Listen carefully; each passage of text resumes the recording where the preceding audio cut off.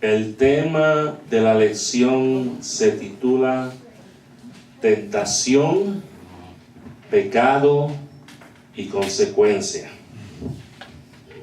Y a muchos de nosotros no nos gusta hablar de este tema porque es un tema que para muchos que no andan correctamente delante de Dios se considera un tema controversial, porque a nadie le gusta que se le rasque la llaguita y se le mencione: mira, esto está mal y estás en pecado y te tienes que arrepentir.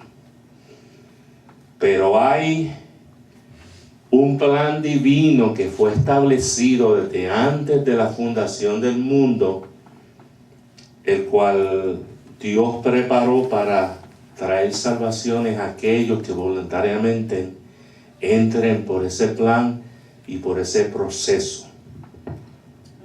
Gloria a Dios, aleluya. El hombre siempre ha sabido que ha sido un pecador por naturaleza, porque esa es la naturaleza que nosotros tenemos como seres humanos. Y desde el Génesis encontramos que la palabra menciona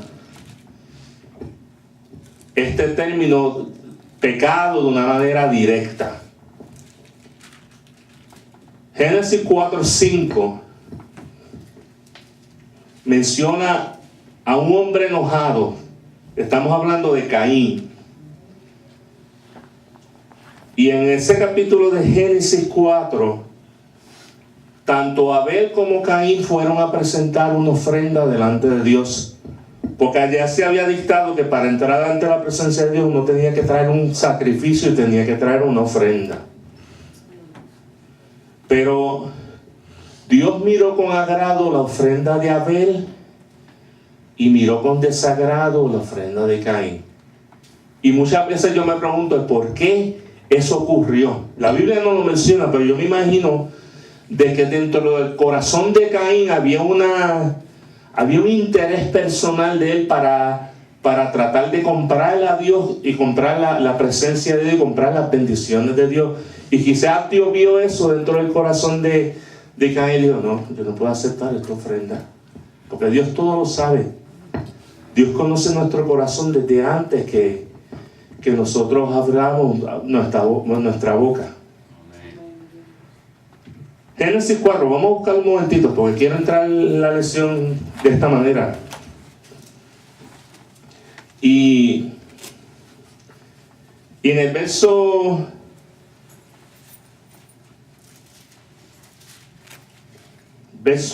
13 dice: y aconteció andando el tiempo que Caín trajo de fruto de la tierra una ofrenda a Jehová.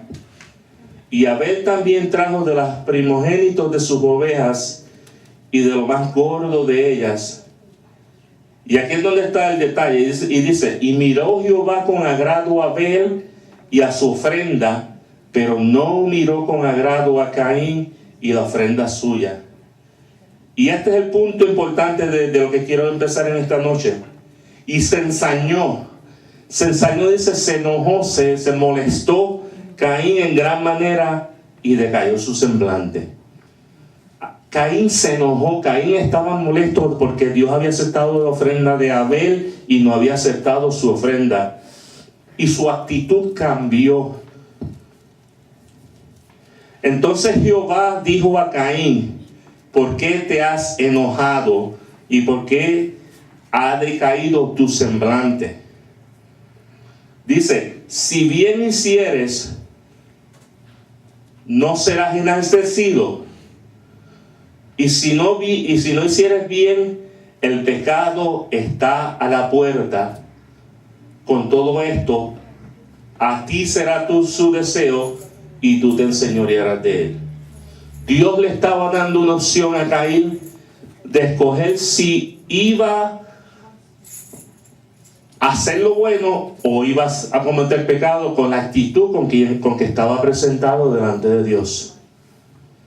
Y Caín fue cuestionado directamente por Dios sobre su actitud y le indica que si continúa, el pecado está a las puertas. Así es cuando se introduce por primera vez este término en la palabra de Dios. Como sabemos, y vamos a hablar porque precisamente lo que estamos introduciendo es el por qué entró el pecado en el hombre y cuáles fueron las consecuencias que trajeron este pecado. Entonces a veces nosotros nos preguntamos, se habla pecado, pero ¿cuál es el verdadero significado de esta palabra?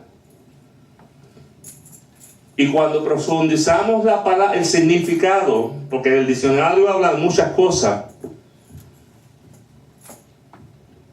y dicen muchas diferentes versiones, pero la palabra de Dios misma nos trae realmente el verdadero significado. Hermana Grisel, ¿me podría buscar 2 Crónicas 24:20? Hermano Burgo, cuando tenga una oportunidad, Salmo 32:1. Aleluya. 2 Crónicas 24, verso 20. Y en hebreo, uno de los significados de la palabra de pecado significa quebrantar. ¿Puedo leerlo? En Crónica. 2 Crónica. Entonces el Espíritu de Dios vino sobre Zacarías, hijo del sacerdote Joiada, y puesto en pie, donde estaba más alto que el pueblo, les dijo: Así ha dicho Dios, ¿por qué quebrantáis los mandamientos de Jehová? No os vendrá bien por ello, porque por haber dejado a Jehová, Él también os abandonará. ¿Por qué has quebrantado los mandamientos de Jehová? Una de las formas de referirnos a lo que es el pecado es quebrantar o rechazar o romper mandamientos establecidos por Dios dentro de su palabra. Por eso es que es bien importante que nosotros cojamos este librito tan importante que tenemos delante de nosotros y diariamente leamos las Escrituras, porque hay enseñanzas que nos van a llevar a la vida eterna. Es un manual el cual Dios estableció para llevarnos al cielo. Es un manual donde Dios dice: hay cosas buenas que puedes hacer, pero también hay cosas que no puedes hacer o son dañinas para ti, para tu relación con Dios y para tu inclusive tu vida eterna. Porque la palabra dice que los desobedientes, los mentirosos y por ahí es un montón de cosas, no entrarán al reino de los cielos. Por eso tenemos que asegurarnos que este libro lo leamos y lo vivamos al pie de la letra como está establecido en la palabra. Aleluya. Nosotros, yo me pregunto, ¿qué estamos quebrantando? Cuando estamos pecando, estamos quebrantando reglamentos establecidos por Dios. Porque quizás podemos hacer cosas a un hombre, pero no estamos... Pecado va directamente a una relación que existe entre Dios y el hombre. Aleluya. En el Antiguo Testamento, otro término que se usa para pecado significa rebelión, sublevación o anarquía. Anarquía porque tú no estás permitiendo de que en tu vida hay un control supremo de parte de Dios, sino que tú quieres controlar la situación, tú quieres controlar todo, tú quieres ser el centro de atención y no Dios. Aleluya.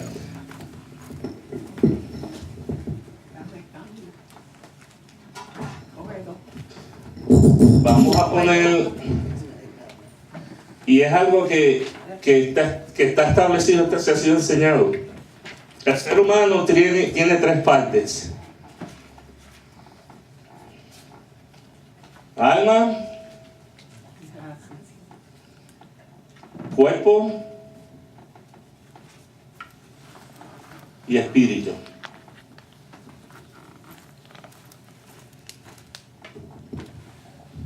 El alma son nuestras emociones. El cuerpo es establecido que tenemos un cuerpo, y el espíritu es el soplo de vida que Dios nos ha dado.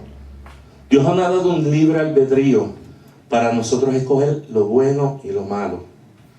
Pero como la naturaleza del hombre es naturaleza de pecado, siempre el imán se atrae hacia las cosas no tan buenas. Y por eso que Pablo decía que no permitamos que la carne domine sobre nuestro espíritu, porque de otra manera la carne va a controlar al espíritu y la vida de esa persona no va a ser una vida de Dios. Aleluya. En el Nuevo Testamento, primera de Juan 3:3, menciona la palabra pecado como infracción. Vamos a buscarlo por aquí. Y todo aquel que tiene esta esperanza en Él, se purifica a sí mismo, así como Él es puro. Todo aquel que comete pecado infringe también la ley, pues el pecado es infracción de la ley. Tan claro no puede estar. El pecado es infracción de la ley de Dios. Aleluya. También encontramos que el término pecado se puede traducir como equivocación o errar, porque estamos errando y equivocando de los mandamientos establecidos por la palabra de Dios. No podemos hablar del pecado cuando hablamos de la transgresión a las leyes terrenales, porque el término se dirige específicamente a Dios. Cuando se infringen las leyes terrenales, no quiere decir, el término de los pecados no se puede utilizar, porque es directamente hacia Dios en el cielo. En el Antiguo Testamento el pecado se identificaba mucho con violaciones a los 10 mandamientos, porque desde principios del pueblo de Israel, los 10 mandamientos siempre ha sido la regla y la guía de referencia del pueblo. Y de ahí es que se ha basado muchas de las leyes que se han establecido en la tierra, comenzando por los 10 mandamientos. No matarás, no cometerás adulterio, no mirarás a la mujer de tu prójimo, y por ahí sigue mencionando el resto de los mandamientos. Aleluya. Tenía un carácter legalista, porque era específico refiriéndose a ese aspecto. Pero Pablo nos indica en Romanos 3:20, ¿quién me lo puede buscar? Que la ley nos hizo tomar conciencia de nuestro pecado. O sea que cuando Dios estableció la ley, ya se estableció como regla. Y esa era la base para identificar si la persona había o no había cometido pecado. Y de ahí se comenzaron a añadir más reglamentos. Por eso es que sigo diciendo que era un carácter de legalista. Porque muchos de esos reglamentos que se establecían, ni aún las mismas personas que las establecían las podían vivir y ejecutar. Un ejemplo clásico: los fariseos, los saduceos en la palabra de Dios. Ellos estaban las cosas, pero ellos mismos no vivían lo que decían. Aleluya. ¿Quién tiene Romanos 3:20? Dice, ya que por las obras de la ley ningún ser humano será justificado delante de él, porque por medio de la ley es el conocimiento del pecado. Amén, aleluya. Más bien el pecado también se puede referir como perder el camino o errar en el blanco, porque no estamos siguiendo la directriz exacta de lo que se supone que hagamos. Pablo define el término pecado como un tipo de injusticia. Primera de Juan 5:17. Y yo lo tengo aquí, lo leo ahora. Dice: toda injusticia es pecado, pero hay pecado no de muerte. Muchas veces cuando nosotros cometemos injusticia, directamente estamos violando leyes establecidas por Dios. Porque la ley de Dios se basa primordialmente en el amor. Y lamentablemente muchos pueblos no tienen amor. Aleluya.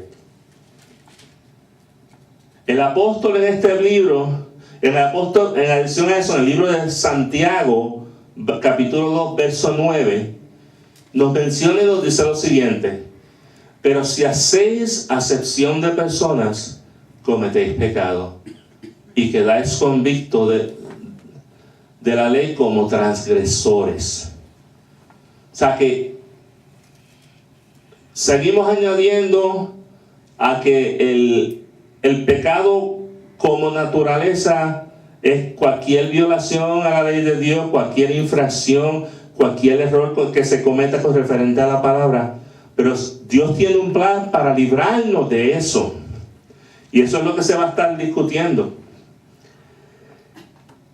En la Biblia encontramos que el pecado del hombre fue originado por una pareja que vivía en el Edén. Adán y Eva, las conocemos.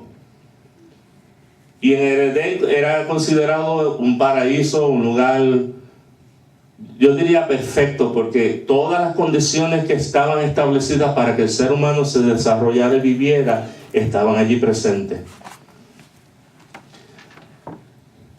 Era un lugar donde lo tenían todo, pero ellos cometieron un grave error, Adán y Eva.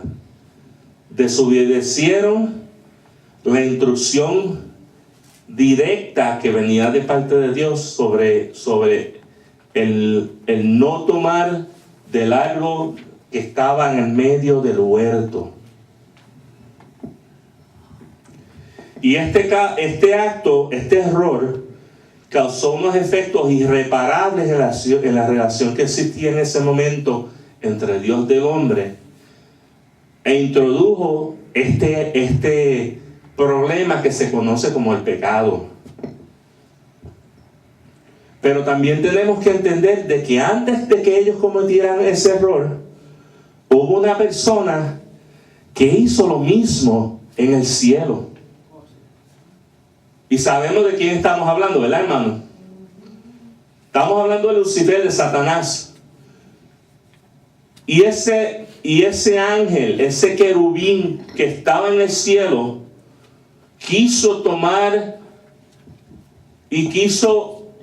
una actitud de soberbia, como discutimos en varias lecciones anteriores, que la soberbia es un magneto para traer el pecado en la vida de la persona.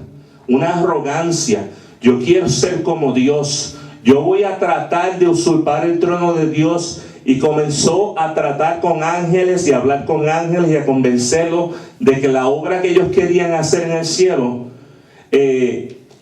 era buena. Vamos a buscar tengo dos textos que quiero traer. Isaías 14, versos del 12 al 15, y Ezequiel 28, del 12 al 19. Voy a comenzar con Isaías 14, aleluya. Y si alguien lo tiene, me dice para leerlo. Isaías 14, comenzando desde el verso 12 al verso 15.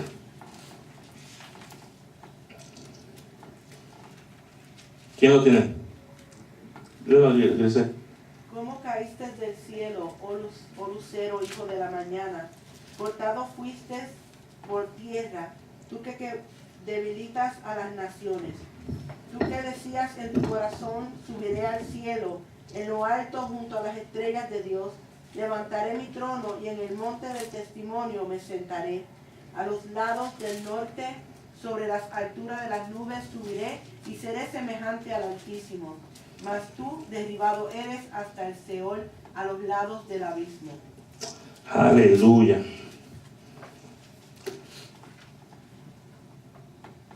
Satanás o Lucifer en ese momento era conocido como el lucero de la mañana.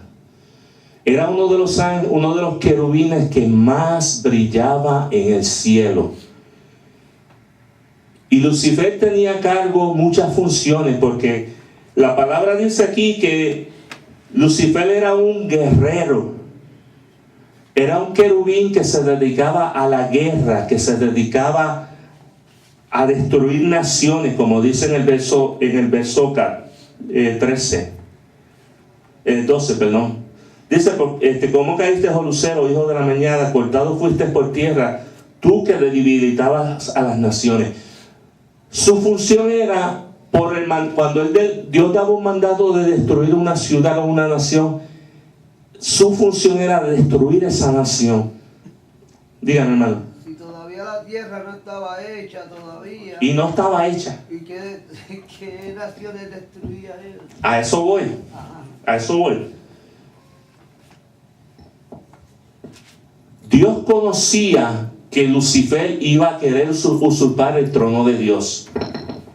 Dios conocía de que cuando Lucifer cayera de la presencia de Dios, iba a ser enviado, como dice la palabra, como un cometa, como un rayo de fuego a la tierra, con aquellos que estuvieron siguiéndole. Porque dentro de la naturaleza que él trajo una naturaleza dañina y una naturaleza destructiva al reino de Dios. Lo que es la soberbia, lo que es la mentira, lo que es el odio, lo que es la disensión, lo que es la contienda, lo que es la separación. Lucifer se dedicó a separar la unidad que existía dentro del reino de Dios. Aleluya. Y ¿quién me lee Ezequiel 28 del 12 al 19? Porque aquí hay unos puntitos bien importantes que quiero traer. Y estos dos versos que traigo a colación son versos que identifican realmente quién él fue antes y cuál va a ser su futuro después. 28 del 12 al 19. Hijo de Adán, bendice al rey de Tiro, y dile así, dice Dios el Señor: tú eras el modelo de la perfección, lleno de sabiduría y acabado en hermosura. En el Edén, en el huerto de Dios estuviste. Toda piedra preciosa te adornaba, rubí, topacio y esmeralda, crisólito, ónice y jaspe, zafiro, turquesa y berilo. De oro eran tus engastes y adornos, preparados desde el día en que fuiste creado. Fuiste unido, querubín grande, protector. Yo te puse en el santo monte de Dios. Allí estabas, en medio de piedras, de fuego andabas. Perfecto eras en todos tus caminos desde el día en que fuiste creado hasta que se halló en ti maldad. A causa de la multitud de tus tratos fuiste lleno de iniquidad y pecaste. Por eso te eché del monte de Dios, te arrojé de entre las piedras de fuego, oh querubín protector. Aleluya. La versión Reina Valera dice así, dice: hijos de hombre, levanta endechas sobre el rey de Tiro. Ezequiel estaba trayendo una profecía hacia Tiro, pero él no tenía conocimiento de que estaba describiendo lo que en realidad era Lucifer. Y dice: tú eras el sello de la perfección. Él era un querubín que fue creado, como dicen por ahí, perfecto. Hasta el momento que cayó, obviamente. Tenía sabiduría y era hermoso. Mucha gente presenta al enemigo como un diablito color rojo, con cuernos y un rabo, y como una mirada malita. No, hermano. El enemigo se puede presentar al lado de usted como una persona hermosa, una persona tranquila, y como con su mentira y su engaño tratar de sacar a uno de la presencia de Dios con sus sutilezas, porque Él se dedica a trabajar en medio de las cosas sutil y escondidas y desapercibidas en lo oculto, porque tu área de trabajo es el área en el oculto, sin que nadie lo vea, sin que nadie se dé cuenta. Aleluya. Y como dice en el verso 13, en Edén, en el huerto de Dios estuviste. Y aquí es donde voy al verso 3, porque Lucifer se presentó como una serpiente en el huerto del Edén. Génesis 3:1 dice: pero la serpiente era astuta, más que todos los animales del campo que Jehová Dios había hecho, la cual dijo a la mujer: con que Dios ha dicho, no comáis de todo árbol del huerto. Ya el enemigo sabía y había escuchado lo que Dios le había dicho a Adán y a Eva referente a las instrucciones divinas que se habían establecido. Él sabía que si podía romper ese pacto y esa orden que había establecida, iba a destruir la obra que Dios había hecho. Porque Dios tenía un plan divino desde antes de la fundación del mundo. Sigo diciendo, Lucifer cayó, pero Dios con el hombre tenía un plan y tiene un plan. Quiero que lo entiendan, hermano. Este plan es desde antes de la fundación del mundo y nosotros somos parte del plan divino que Dios está estableciendo y ha sido establecido. Y dice en el verso... Sigo en el verso 13 de Ezequiel 27. En Edén, en el huerto de Dios estuviste, de toda piedra preciosa era tu vestidura. Él estaba lleno de diferentes piedras preciosas. Su manto, su cubierta era así. Y menciona diferentes piedras que estaban establecidas. Y dice más también: y los primores de tus tamboriles y flautas fueron preparados para ti en el día de tu creación. Lucifer tenía a cargo todo lo que tenía que ser relacionado con respecto a la adoración en el cielo. Y por eso es que nos hace tanta guerra, porque a él se le quitó ese privilegio de adorar a Dios y Dios se lo dio al hombre. Y ahora nosotros somos los que estamos encargados de llevar ese olor grato ante la presencia de Dios. Nosotros somos responsables de que cada vez que adoramos a Dios con nuestra alabanza, esa alabanza entra como un ungüento, un olor grato ante Dios y Dios la recibe. Por eso es que la manifestación de Dios se establece y se manifiesta cada vez que hay un servicio. Y por eso les sigo diciendo, hermanos, cuando vengamos a la iglesia, olvidémonos del problema y concentrémonos en adorar a Dios. Porque la palabra me dice que Dios habita en medio de las alabanzas de su pueblo. Aleluya. Decía: tú, querubín grande, protector, yo te puse en el santo monte de Dios y allí estuviste. Él estaba en la presencia de Dios constantemente. En medio de las piedras de fuego te paseabas. La palabra habla en el Apocalipsis que menciona que el altar de Dios está cubierto con unas piedras llenas con llamas de fuego, donde ahí se quema el incienso y las ofrendas de los adoradores de Dios. Aleluya. Él estaba en medio de esas manifestaciones que constantemente estaban corriendo. Quiero que vean el panorama, porque este panorama se transforma más luego. Y dice: perfecto eras en todos tus caminos desde el día que fuiste creado hasta el día que se halló en ti maldad. Ahí es donde comienza este término pecado. Aleluya. Porque desde el momento que entró maldad en Lucifer y fue echado fuera delante de la presencia de Dios, ahí es cuando comienza este problema, el cual Dios preparó un plan para eliminarlo, y en ese plan el hombre está incluido. Aleluya. Y dice, a causa de la multitud de tus contradicciones. Contradicciones es ser una persona de doble ánimo. Un día decía una cosa, otro día decía otra. Un día planeaba una cosa, otro día planeaba otra que contradecía lo primero que estaba planeado. Fue lleno de iniquidad y pecaste.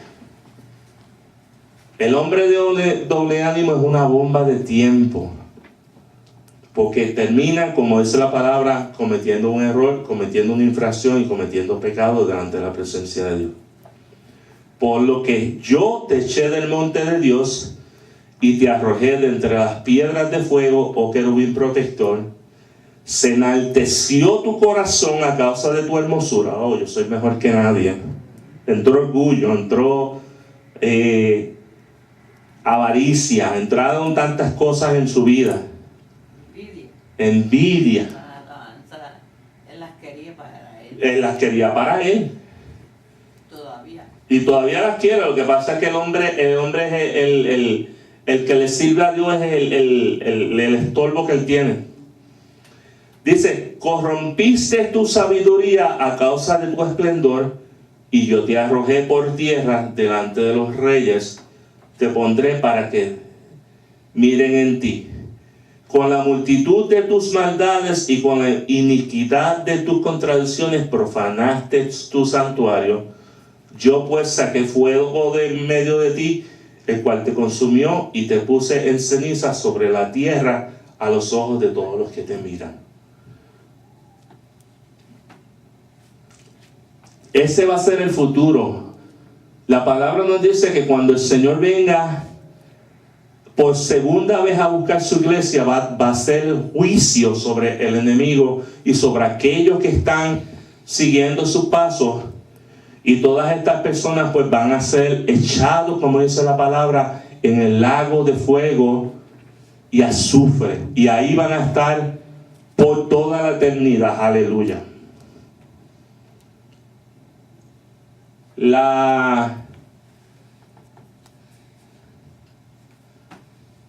Muchos cristianos creen que Satanás actúa como el líder de los ángeles caídos.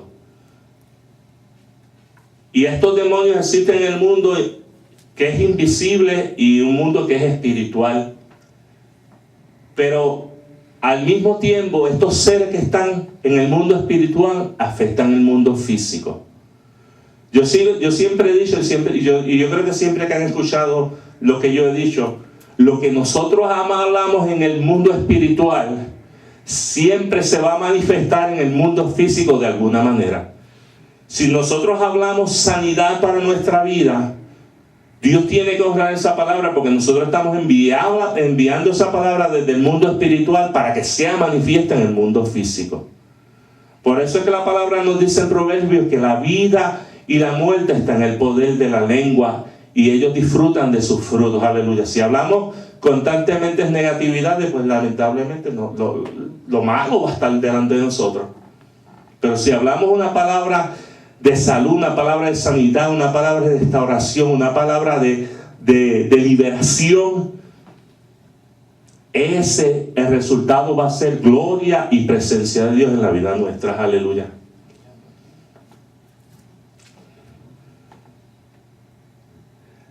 El enemigo, como sabemos que anda en el mundo espiritual tratando de hacer estrago, siempre se van a manifestar como ángel de luz. Y eso fue lo que hizo aquí con Eva en Génesis.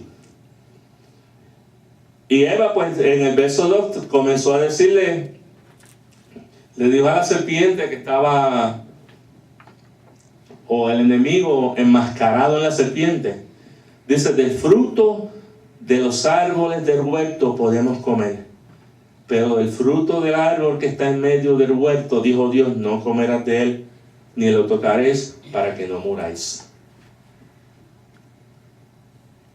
Y dice más adelante en el verso 4, entonces la serpiente dijo a la mujer, no moriréis, sino que sabe Dios que el día que comáis de él, serán abiertos vuestros ojos y seréis como Dios, sabiendo el bien y el mal. El enemigo siempre utiliza medias verdades para engañar al hombre. Porque el enemigo sabía de que el hombre iba a morir espiritualmente. Porque sabía que en el ámbito espiritual es donde básicamente está la esencia de la vida del hombre. Nosotros tenemos un cuerpo, pero dentro de nosotros hay un espíritu. Y ese espíritu es la conexión y la antena que tenemos para comunicarnos desde la tierra al cielo. Cuando nosotros vamos en oración ante la presencia de Dios, nosotros lo que estamos haciendo es sintonizando esa frecuencia espiritual que tenemos en nosotros con el cielo. Y Dios, como tiene esas antenitas simplemente ahí escucha que mira, ok, el hermano Alberto se está conectando en oración al cielo, y mira, déjame escuchar que Él me está diciendo en oración. Y el hermano ven y está delante de presencia del Señor, mira, declarando sanidad para su vida. Déjame ver qué hay ahí para comenzar a hacer la obra que Él me está pidiendo, porque la palabra dice que todo lo que pidiéramos creyendo en su nombre será hecho, dice la palabra, aleluya. Y como somos seres espirituales dentro de un cuerpo físico, tenemos que tener esa necesidad de entrar en la cámara secreta y entrar ante la presencia de Dios, aleluya. Jesús mismo testificó de la existencia del enemigo, y durante su ministerio Él personalmente enfrentó la tentación del diablo. Y eso está en Mateo capítulo 4. Jesús expulsó demonios de gente que eran poseídas.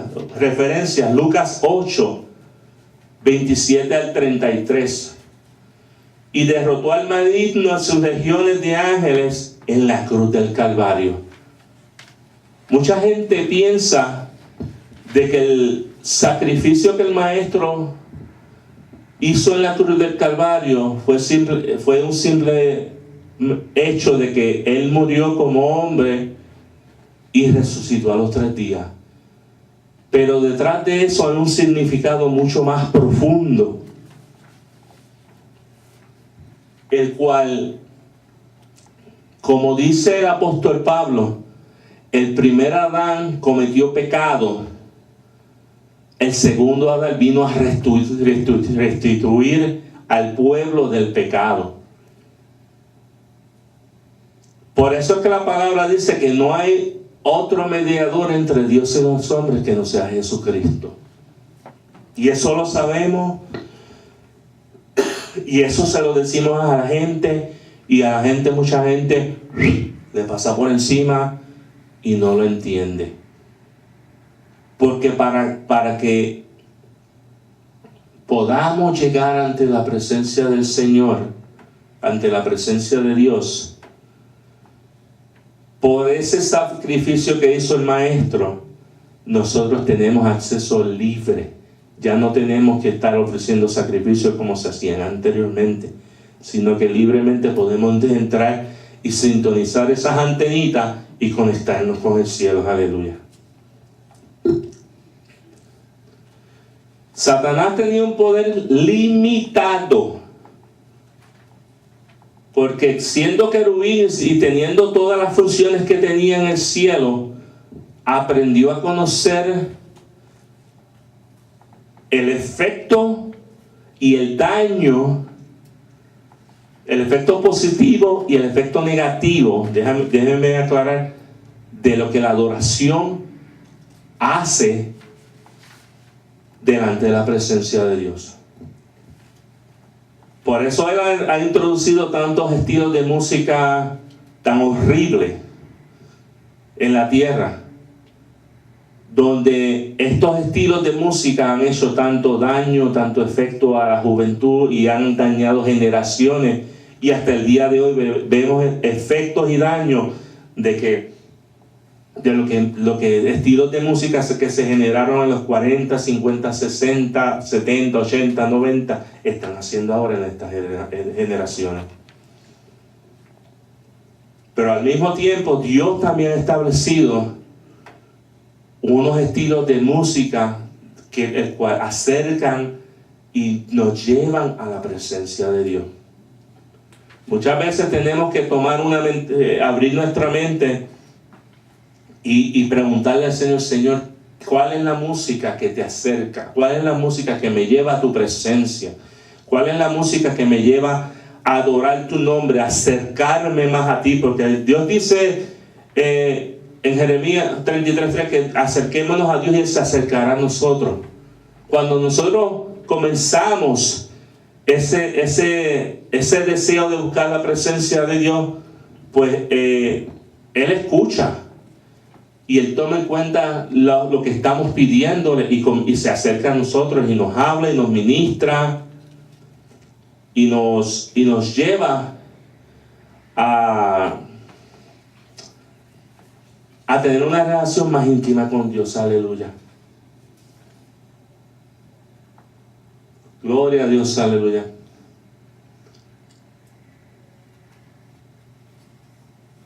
Hebreos 2, 14 y 15. ¿Quién me lo lee?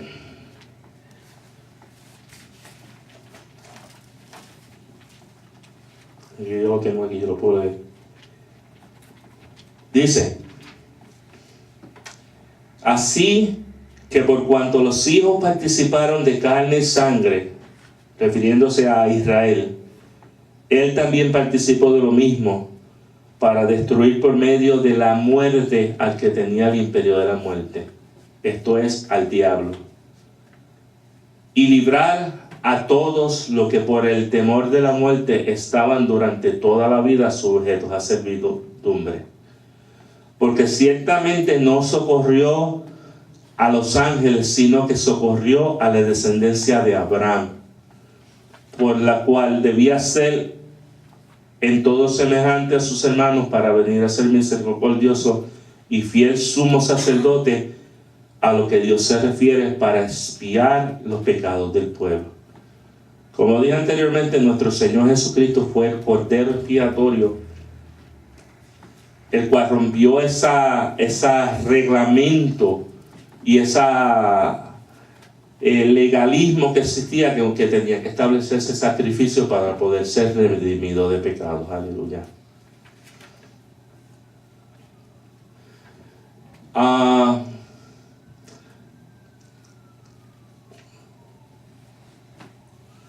Pero la Biblia nos habla del origen del enemigo del cual hemos estado hablando, pero también habla de las consecuencias del pecado en la humanidad. ¿Cuánto tiempo tengo, hermano Bruno?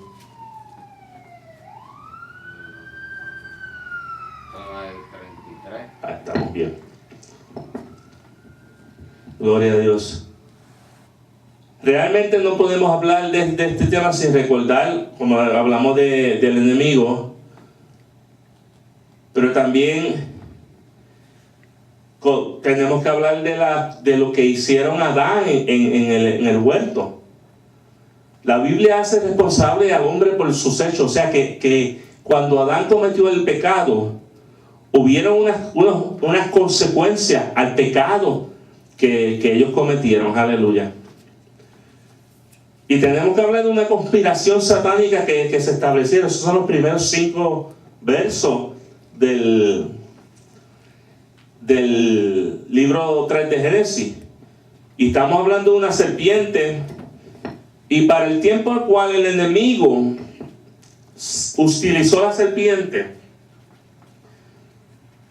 hay estudios que hablan y establecen que la serpiente no se arrastraba, la serpiente caminaba.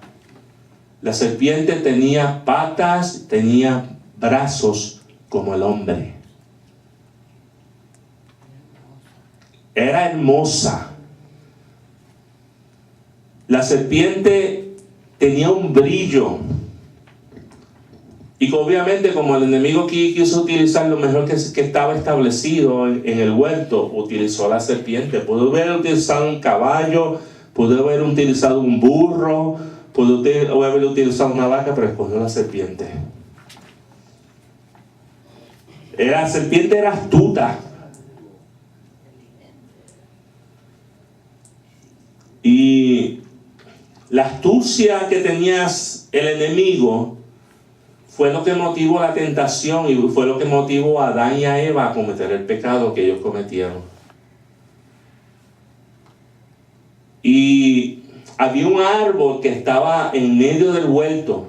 La Biblia no dice qué tipo de árbol era, pero la Biblia dice que era un árbol hermoso, atractivo para comer, según dice la palabra. Era un árbol que si Adán y Eva no hubiesen recibido las instrucciones de parte de Dios, ellos hubiesen comido de ese árbol desde el primer día. ¿De dónde sale la historia que nos presenta que el fruto era una manzana? ¿De dónde sale eso? La verdad, yo no sé. Yo lo único que puedo decir, hermano Burgo, es que desde que se fue corriendo las historias del pecado de Adán hasta que se escribió, hubieron tantos cambios en el tipo de árboles y la gente asumió que era una manzana. Y se ha quedado desde el día que dijeron, ay, era una manzana, vamos a poner que era una manzana. Hay un pasaje ahí de Jesucristo que maldijo la higuera. La higuera. La higuera la maldijo Era un y fruto que no tal. diera más buen fruto. Ya. Pudo haber sido una higuera, pudo haber sido un aguacate, pudo haber sido un árbol de naranja. Te digo, las higueras son necias. Tú te comes trata de comerte una higuera que le llaman, ¿no? La que Higuera, hay en ya. Puerto Rico y son bien malas. Yo traté de comer Ajá. y saben bien mal. Pero no es lo mismo higuera que higuera. No es lo mismo. Higuera. No es lo mismo. No es lo mismo. Parece, pero Higuera es de higo. yo no sé lo que es higuera entonces. Y dentro de ese plan que fue establecido, o esa conspiración satánica, había un conspirador que era el enemigo. Y como leímos ya la historia de Isaías 14, ya sabemos cuál fue su origen. Pero si volvemos al libro de Isaías, dice en el verso 12 del libro 14 de Isaías, dice, como caíste del cielo, lucero, hijo de la mañana, cortado fuiste por tierra, tú que gritabas a las naciones, tú que decías en tu corazón, subiré al cielo en lo alto, junto a las estrellas de Dios, levantaré mi trono, y en el monte del testimonio me sentaré a los lados del norte.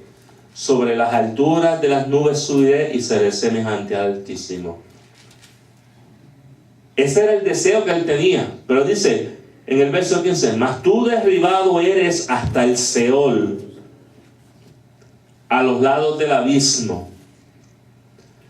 Se inclinarán a ti los que te vean y te contemplarán diciendo, ¿es este aquel varón que hacía temblar la tierra, que trastornaba los reinos? Desde el cielo cayó hasta lo más profundo de la tierra, que se conoce como el Seol o el infierno. Y que tengo que aclarar, infierno y lago de fuego son dos cosas diferentes, que eso es otro tema y otro estudio. Y dice, todos los reyes de las naciones te mirarán. Y dice, por tú echado eres de tu sepulcro como vástago, serás abominable. Y como vestido de muertos pasados a espada, que descendieron al fondo de la sepultura, tu cuerpo muerto será hollado. Él fue maldito desde el día que cayó del cielo, pero como fue arrojado, Dios, como dije, Dios tiene un plan para limpiar la tierra de todo este pecado que ha sido puesto por su parte. Aleluya. Cayó como una bomba de allá arriba y dañó. Cayó como bomba. Y antes que él cometiese este horrendo acto de engañar al hombre, estamos hablando ahora del caso de Adán y Eva, e impulsado en este camino del pecado, Satanás diseñó un proceso por el cual puede causar que el hombre, de estar sirviéndole a Dios, pueda cometer pecado de una manera tan fácil. Y lo ejecutó con Adán y Eva, como vemos en la lección. En la lectura que leímos se encuentran dos profecías que fueron ejecutadas por Isaías y por Ezequiel, que presentan dos posiciones muy importantes: el estado futuro de la tierra y la humanidad luego que Satanás se ha enjuiciado, porque estas dos profecías, además que presentan lo que fue el enemigo, también declaran cuál va a ser el futuro del enemigo. Por eso es que es importante que entendamos esto. Y el segundo punto, cuál va a ser el futuro de Satanás al final. ¿Quién me lee Apocalipsis 12 del 1 al 17?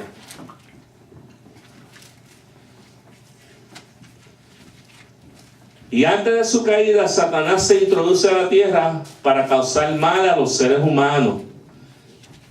Y en su maligna introducción, su astucia se ve en una serie de pasos que siguió en el resto de la... ¿Quién me lee este verso de Apocalipsis? Apocalipsis 12. ¿Ah? Vamos a comenzar desde el verso 1. Yo te digo más o menos cuando nos detengamos. Una gran señal apareció en el cielo. Una mujer vestida del sol, con la luna bajo sus pies, y sobre su cabeza una corona de 12 estrellas. Estaba encinta y clamaba con dolores, porque estaba por dar a luz. Entonces apareció otra señal en el cielo: un gran dragón rojo que tenía 7 cabezas y 10 cuernos, y en sus cabezas 7 diademas. Ok, parece que me ocurrió. Había una mujer que estaba encinta. Dice, apareció en el cielo una gran señal. Una mujer vestida del sol con una luna debajo de sus pies y sobre su cabeza una corona de 12 estrellas. Y estando encinta, clamaba con dolor de parto en la angustia del alumbramiento. También apareció otra señal en el cielo, de aquí un gran dragón escarlata que tenía 7 cabezas y 7 cuernos. Yo comparo, y esa es mi opinión personal, de que esta profecía que se habló en el capítulo 12 se estaba refiriendo a lo que estaba ocurriendo cuando nuestro Señor Jesucristo nació. Y me refiero a eso porque cuando nuestro Señor Jesucristo nació, los cielos se conmovieron. Número 1, apareció una señal en lo alto, aparecía una estrella que se estaba manifestando y estaba dirigiendo a los reyes para que trajeran los presentes al maestro. Número 2, había una guerra espiritual donde se estaba estableciendo en ese momento, con el nacimiento de nuestro Señor Jesucristo, un plan de redención para el hombre. Y en los aires, en el mundo espiritual, había una guerra que estaba ocurriendo porque Satanás no quería que esto ocurriera. Aleluya. Vámonos al verso 5, hermano Hugo. Y ella dio a luz un niño varón que había de regir a todas las naciones con vara de hierro, y su hijo fue arrebatado por Dios y para su trono. Ok. Y ella dio a luz un hijo varón. Jesucristo fue un hijo varón que regirá con vara de hierro a todas las naciones. La palabra me dice a mí que cuando el Señor fue a los cielos, fue delante de la presencia de Dios interceder por nosotros, Pero cuando Él venga a enjuiciar, va a regir con vara de hierro sobre todas las naciones, según se ha establecido por la palabra. Y la mujer huyó al desierto, María huyó al desierto, por temor de que Herodes fuese a matarla. Donde tiene lugar preparado para Dios, para que allí la sustenten por 1200 días. O sea, hay una semejanza tan y tan grande entre un punto y el otro. Dice, después hubo una gran batalla en el cielo. Miguel y sus ángeles luchaban contra el dragón. Y luchaban el dragón y sus ángeles. Pero no prevalecieron, ni se halló ya lugar para ellos en el cielo. Y fue lanzado fuera el gran dragón, la serpiente astuta, que se llama Diablo y Satanás, el cual engaña al mundo entero. Fue arrojado a la tierra y sus ángeles fueron arrojados con él. Ocurrió una batalla en los cielos, y hay una semejanza a lo que ocurrió originalmente cuando el enemigo fue lanzado del cielo. Y dice, y entonces una gran voz en el cielo que decía, ahora ha venido la salvación, el poder y el reino de nuestro Dios y la autoridad de su Cristo, porque ha sido lanzado fuera el acusador de nuestros hermanos, el que los acusaba delante de nuestro Dios día y noche. El enemigo ha estado siempre acusando, llevándonos, diciendo que nosotros no servimos para nada, diciendo tantas cosas, porque su intención es querer alejarnos de la presencia de Dios. En el Edén, Satanás número 1 escogió la serpiente porque era una criatura que era atractiva, una criatura sagaz, una criatura que se podía mover en el huerto fácilmente. Escogió a Eva para introducir su conversación, sabiendo que era un ser más susceptible y más fácil de engañar que Adán. Número 3, se acercó a la mujer cuando estaba sola. Miren qué detalle. No se acercó a ella sabiendo que Adán iba a estar con ella, sino que buscó un momento donde Eva estaba sola para venir con sus sutilezas y sus engaños. Por eso que siempre digo, mucho cuidado cuando nosotros estemos solos y venga alguien con su bla bla bla bla bla bla, porque sabemos que muchas veces, o el 90% de las veces, es el enemigo tratando de engañar nuestra vida.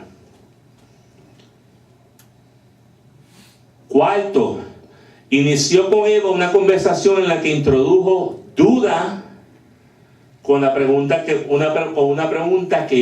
se veía bien inocente. Con que Dios ha dicho, no comáis de todo árbol del huerto. La hizo poner a pensar, pero ¿por qué puedo comer de todo menos de este? Número 6. Hizo una falsa promesa. Pero esa falsa promesa es una promesa muy atractiva a la mujer, incitándola a cometer la misma transgresión que él cometió antes de la fundación del mundo, queriendo usurpar el trono de Dios.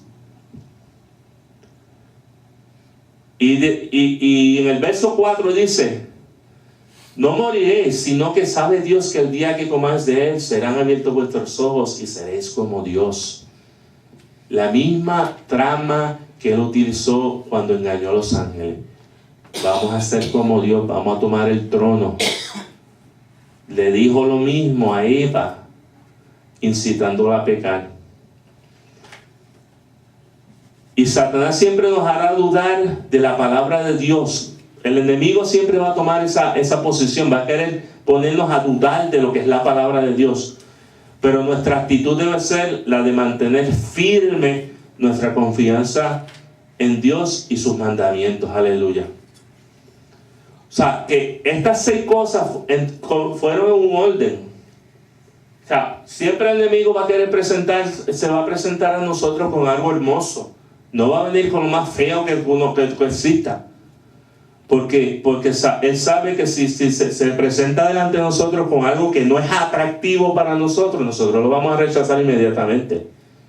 Pero si se presenta con algo que nos gusta, a algunos nos puede gustar la música, a algunos nos puede gustar el estar afuera saliendo. O sea, hay tantas cosas que al hombre le atraen, pero la palabra me dice que todo me es lícito, pero no todo me conviene, porque hay cosas que son de bendición y hay cosas que son de maldición. Aleluya.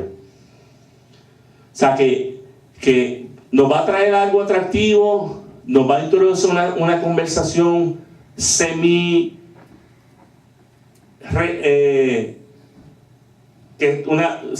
con medias verdades, no va a venir con la verdad, sino que va a venir con una mentira sutil, tratando de engañarnos. Pero si nosotros no conocemos la palabra, vamos a ser presa fácil del enemigo. Por eso es que este manual tenemos que comérnoslo día y noche. Y yo voy a hacer 3 observaciones con relación a la naturaleza de esa obra mentirosa del enemigo. Número 1, las primeras mentiras que se atribuyen fueron dichas por el enemigo cuando todavía ocupaba un lugar de prominencia en el cielo. Él dijo que se elevaría al mismo nivel de Dios cuando el enemigo cometió ese acto horrendo de querer usurpar el trono de Dios y estar junto a las estrellas de Dios. Levantaré mi trono, como dice en Ezequiel 28:2, y dijo, yo soy un Dios. Él se comparó con Dios y estaré sentado en el trono de Dios. Y dijo que iba a querer sentarse en el trono de Dios.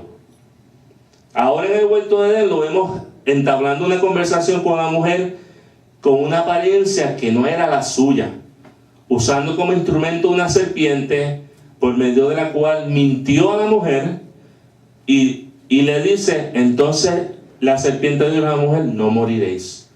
Le dijo esa mentira, mira, tú no vas a morir. Dios dijo que tú ibas a morir, pero no.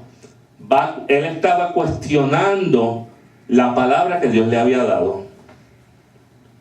Y eso era una mentira porque Dios dijo, la paga del pecado es muerte. Según está establecido en Romanos 6:23. Y la peor mentira es la que está enredada entre algunas verdades aparentes, que es el tercer punto que quiero traer esta noche. Así fue la promesa que dio en el verso 5. Le dijo, sabe Dios que el día que comáis del fruto serán abiertos vuestros ojos.